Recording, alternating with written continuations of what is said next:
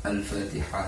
أعوذ بالله من الشيطان الرجيم. بسم الله الرحمن الرحيم. الحمد لله رب العالمين الرحمن الرحيم مالك يوم الدين. إياك نعبد وإياك نستعين. اهدنا الصراط المستقيم صراط الذين أنعمت عليهم غير المغضوب عليهم ولا الضالين. Pertemuan yang kemarin kita membahas masalah buah dari mengetahui bahwa Tuhan itu mempunyai sifat misalkan Maha Kasih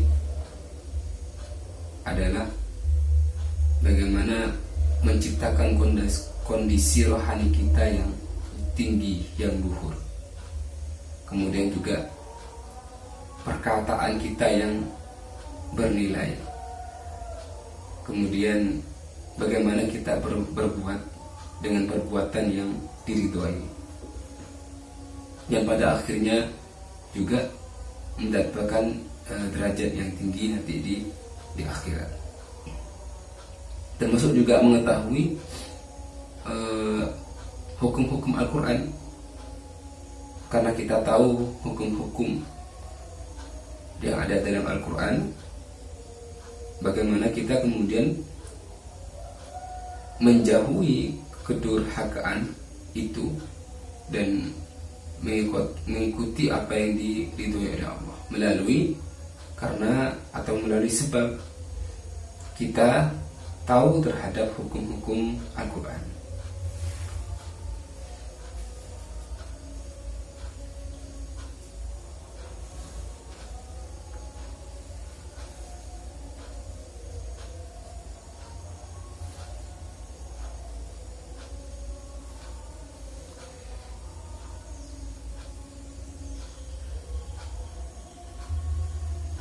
وثمرة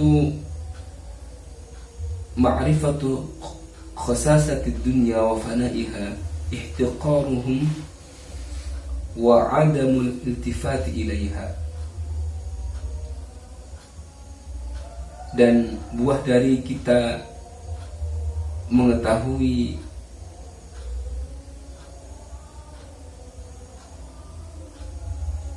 kerendahan dan dunia itu bahwa sifatnya adalah sementara. Apa buahnya dari kita mengetahui dan betul-betul sadar bahwa dunia itu ya rendah, dan dunia itu kita tahu dan sadar betul bahwa sifatnya adalah fana atau sementara, nanti akan binasa. Apa buahnya dari kita menyadari itu dan mengetahui itu adalah ihtiqaruha wa adamul iltifat ilaiha. Ya, menghinakan dunia dan tidak condong kepadanya. Menghinakan itu bukan berarti kita anti lah ya, anti. Tapi kalau di bahasa doanya di Quran itu kira-kira dengan jadikan dunia ini adalah sebab melalaikan kita terhadap agama, melalaikan terhadap agama.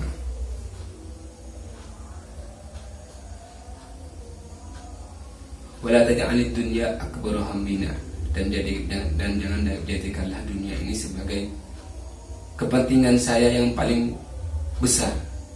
Itu kira-kira kalau di bahasa doanya. Karena kita tahu bahwa dunia ini sementara, kita tahu bahwa dunia ini akan binasa.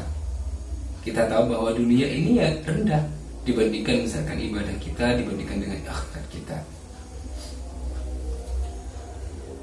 Wathamratu, dan pada akhirnya kan kita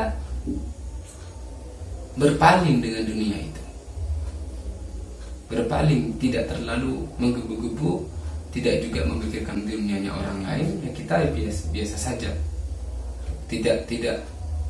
Tidak larut terhadap dunia itu sendiri. Wa thamratu ma'rifati nafasatil akhirah wa baqaiha al-iqbal 'alaiha wal iktidal ilaiha. Nah, sebaliknya kalau kita mengetahui nilai dan keabadian akhirat itu, kita sadar, kita mengetahui apa buahnya kita dengan buahnya apa kita mengetahui akhirat dan bahwa akhirat itu abadi adalah ya akhirnya adalah kita mementingkan akhirat itu, dan amal-amal yang baik itu kita kemudian seolah-olah kita ingin segera melakukan amal itu, segera ingin melakukan amal itu ketika bahwa sholat wajib, misalkan kita tahu bahwa sholat wajib itu nantinya akan berdampak pada kepentingan akhirat kita mempersiapkan diri untuk bagaimana sholat dengan baik. Bahkan sebelum waktu sholat wajib itu sudah tiba, kita memang sudah betul-betul mempersiapkan. Itu yang namanya segera beramal. Segera beramal, karena kita tahu bahwa akhirat itu ternyata nanti adalah sifatnya abadi. Sifatnya otomatis kita mengutamakan akhirat karena kita tahu bahwa akhirat itu sifatnya abadi. Wa thamratu al-imtila'il qalbi bi'irfanid diyan rafdul aqwan wa nabdhu wa nubdal ikhwan wa taqaddumu irda'il khaliq ala irda'il khalaiq. Dan buah dari buah hati ya, wa thamratu min qalbi, buah hati yang dipenuhi pengetahuan tentang Tuhan, hati kita yang dipenuhi dengan pengetahuan tentang Tuhan, mengenal Allah, adalah menampik segala sesuatu selainnya, kemudian mengasingkan diri dari sesama, wa taqaddumu irda'il khaliq, dan mengutamakan ridha khaliq dibanding ala irda'il khalaiq, dibanding ridhanya makhluk.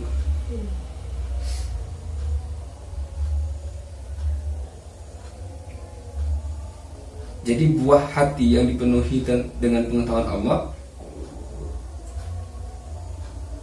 karena kita semakin banyak pengetahuan tentang Allah, keyakinan tentang Allah, wujudnya Allah, hakikatnya Allah, dan sifat-sifatnya kita tahu betul, kita mengenal betul, itu tentu nanti akan berdampak pada kita tidak mementingkan apapun selain Allah itu sendiri. Kepentingan Allah akhirnya didahulukan daripada kepentingan makhluk. Itu saking kita, hati kita dipenuhi dengan pengetahuan dan pengenalan terhadap Allah itu sendiri, yang selama ini mungkin kita berbanding lurus, intinya pengetahuan kita, kesadaran kita tentang Allah berbanding lurus dengan bagaimana kita mendahulukan Allah daripada makhluk itu sendiri. Itu sebanding lurus dengan kesadaran kita terhadap Allah itu sendiri.